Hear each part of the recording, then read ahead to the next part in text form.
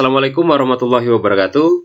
Dalam video kali ini kita akan membahas tentang konsep dasar dari gerak parabola.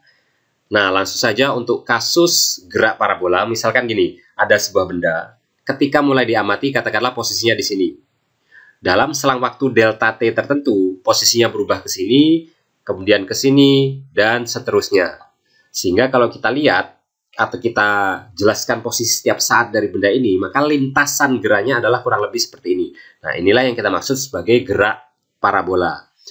Nah, kita katakan bahwa setiap titiknya atau kita tandai sebagai titik origin atau titik O-nya, kemudian ini katakanlah titik A, B, C, dan seterusnya.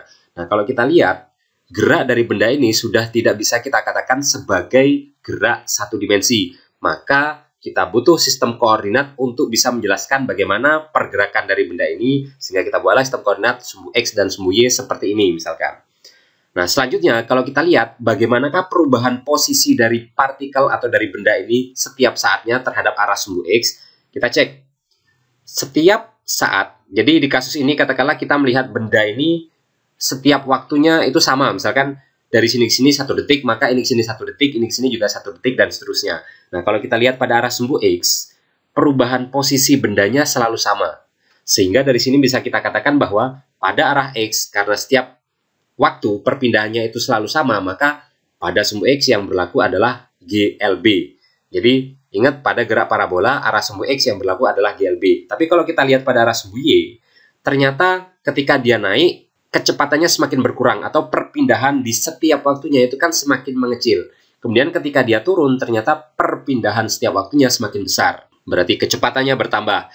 Maka untuk sumbu Y, perpindahan setiap selang waktu tertentunya itu selalu berubah secara beraturan. Maka yang berlaku adalah GLBB. Nah, karena untuk gerak parabola arah sumbu Y-nya adalah arah vertikal, maka kita sebutnya nanti adalah gerak vertikal. Jadi yang perlu diingat lagi, sekali lagi saya ulangi bahwa pada arah sumbu X yang berlaku adalah GLB, pada arah sumbu Y yang berlaku adalah gerak vertikal. Selanjutnya kita cek, misalkan benda ini bergerak dengan kecepatan awal V0 membentuk sudut θ terhadap arah horizontal, atau sudut elevasinya adalah θ. Maka V0 ini bisa kita uraikan menjadi V0X dan V0Y. Selanjutnya di titik A katakanlah kecepatannya VA juga bisa diuraikan menjadi VAX dan VAY. Di titik B juga seperti itu. Kemudian di titik C kecepatannya adalah VC yang ini sama dengan VCX. Lalu, titik C ini adalah titik tertinggi, maka kita bisa katakan bahwa di titik tertinggi, kecepatan sesaat benda pada arah sumbu Y adalah 0. Jadi ingat, kita tidak bisa mengatakan bahwa kecepatan benda yang bergerak parabola di titik tertinggi adalah 0. Yang lebih tepat adalah di titik tertinggi, kecepatan sesaat pada arah Y yang 0. Tapi pada arah sumbu X, dia kan selalu ada dan selalu konstan. Kenapa kok selalu ada dan selalu konstan? Karena pada arah sumbu X yang berlaku adalah GLB. Kalau GLB berarti kan kecepatannya konstan.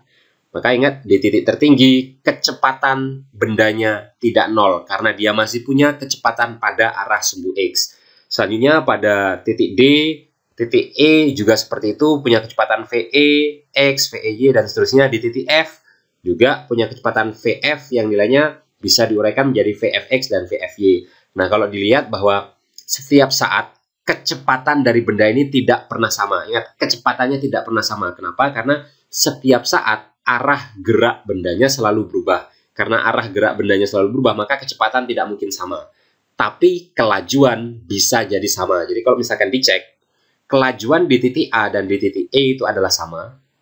Kelajuan di titik B dan di titik D adalah sama. Tapi kecepatannya tidak sama. Kenapa? Karena VB arahnya ke sini, sedangkan VD arahnya ke sini. Oke, saya rasa bisa dipahami. Selanjutnya, poin penting pada gerak parabola yang perlu dicatat adalah jika dalam kasus gerak parabola gaya hambat dari udara relatif kecil atau dapat diabaikan, maka pada arah sumbu X yang berlaku adalah persamaan GLBB, yaitu Vx sama dengan delta X per delta T. Ini kan definisi dasar dari kecepatan. Sehingga dari sini kita tahu bahwa delta X itu adalah perubahan posisi atau posisi akhir dikurang posisi awal, dan delta T adalah waktu akhir kurang waktu awal dalam interval waktu tertentu. Maka kita ganti Vx sama dengan X dikurang 0 dibagi dengan T dikurang 0. Jadi dengan asumsi bahwa posisi awal gerak benda itu sebagai titik acuan, maka X0-nya adalah 0.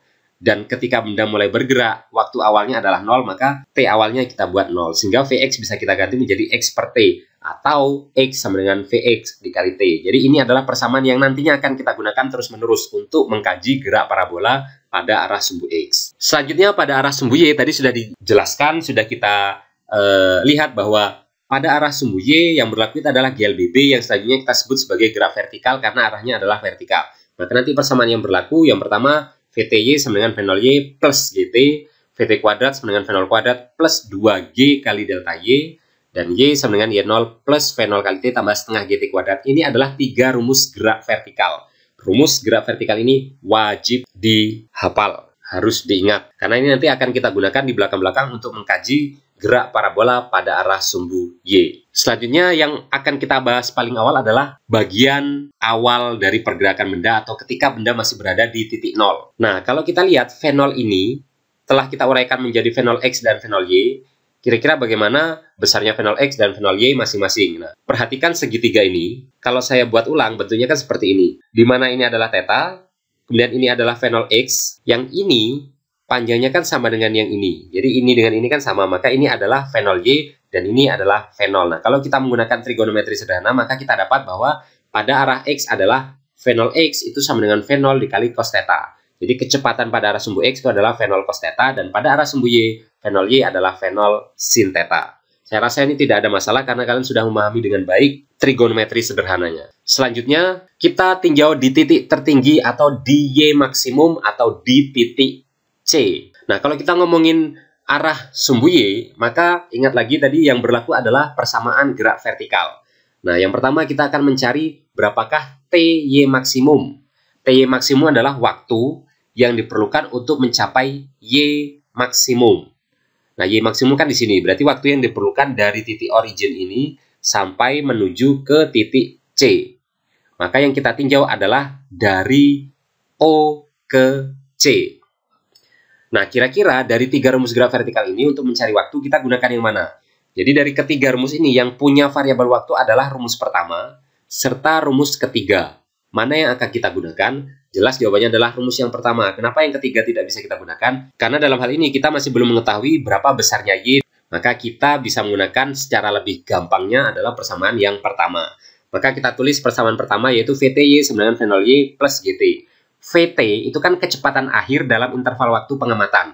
V0 itu adalah kecepatan awal dalam interval waktu pengamatan. Nah, kita mengamati benda itu kan dari interval O sampai ke C. Maka awalnya adalah kecepatan di sini, akhirnya adalah kecepatan di sini untuk arah Y. Berarti VTY-nya berapa? VTY adalah kecepatan ketika di sini.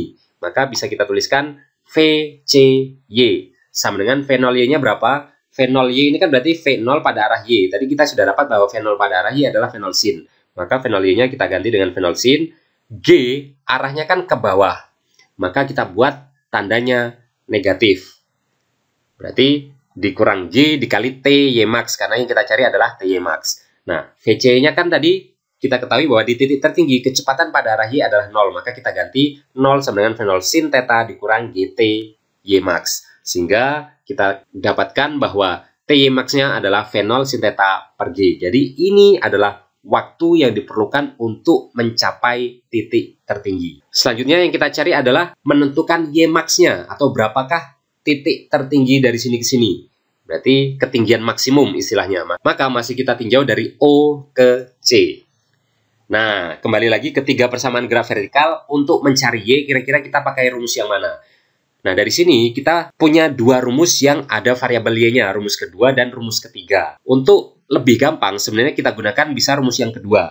Tapi apakah rumus ketiga tidak bisa? Jawabannya adalah bisa. Kenapa? Karena T untuk mencapai ketinggian maksimum, kita kan sudah dapat di awal tadi. Maka dengan rumus ketiga juga bisa. Nah, dalam video ini saya akan menjelaskan bagaimana cara menentukan Y max dari rumus kedua.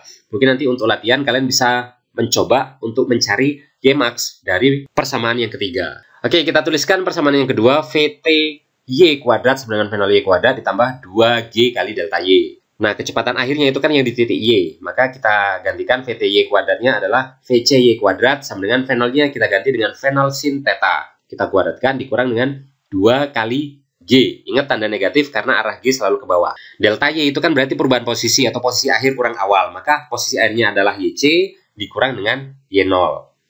Selanjutnya, VC-nya kan 0, maka ini kita ganti dengan 0, ini kita kuadratkan satu-satu. YC itu adalah posisi ketika di titik C. Posisi ketika di titik C itu adalah ketinggian maksimum.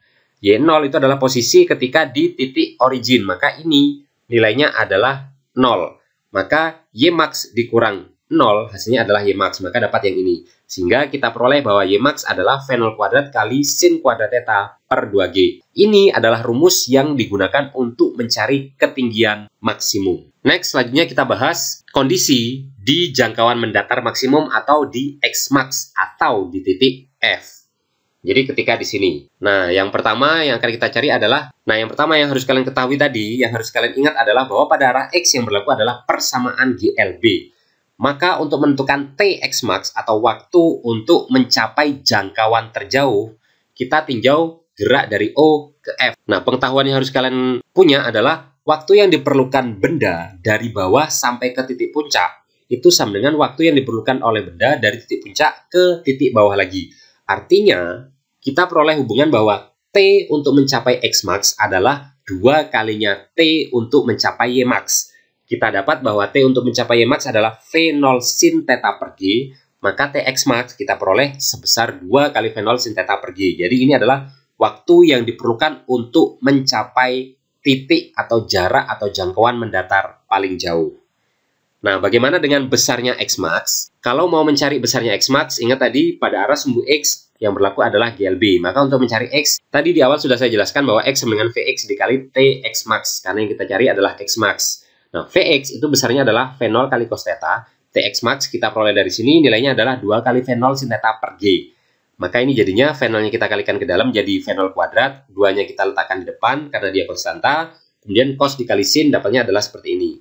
Nah, dengan menggunakan trigonometri sederhana yang harus kalian ingat, 2 cos theta sin theta itu adalah sin 2 theta. Maka kita peroleh nilai X max adalah V0 kuadrat dikali sin 2 theta per G. Jadi ini adalah rumus yang kita gunakan untuk mencari jangkauan terjauh atau X max. Oke, sekian dari saya terkait persamaan sederhana, memahami secara sederhana gerak parabola. Semoga apa yang kita pelajari ada manfaatnya. Sekian dari saya. Wassalamualaikum warahmatullahi wabarakatuh.